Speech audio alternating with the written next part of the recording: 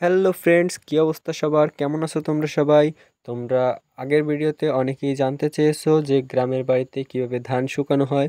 তো আমরা অনেকেই জানি যে ধান থেকে চাল হয়, কিন্তু সেটা কোন কোন পদ্ধতিতে হয়, কিভাবে হয় সেটা আমরা অনেকেই জানি না। প্রথমে ধানগুলো আগে জলে খুব ভালোভাবে ভিজিয়ে নিতে হয় 1 রাত। তারপর সেই ধানগুলোকে তুলে সিদ্ধ করা হয়।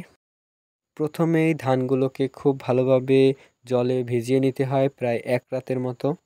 সে ভিডিওগুলো আমি তোমাদেরকে দেখাতে পারলাম না, তার জন্য খুবই দুঃখিত। পরবর্তীতে যখন আবার ধান ভিজানো হবে তখন তোমাদের অবশ্যই দেখাবো। তারপর ধানগুলোকে আগুনের তাপে জলে সেদ্ধ করে সেগুলোকে শুকাতে দেওয়া হয়, আর আমরা সেই ধানগুলোকেই উঠানে শুকোতে দিচ্ছি। তোমরা এই ভিডিওতে দেখতে পাবে যে কিভাবে ধান নাড়তে হয়। যদিও খুব ভালো পারি না, তারপরও আমি মায়ের সাথে সাথে সেই ধানগুলো নাড়তেছিলাম। তোমরা কি কেউ গ্রামের বাড়িতে এভাবে ধান নেড়েছো? যদি নেড়ে থাকো তো অবশ্যই কমেন্টে জানিও, আর ভালোবাসা নিও।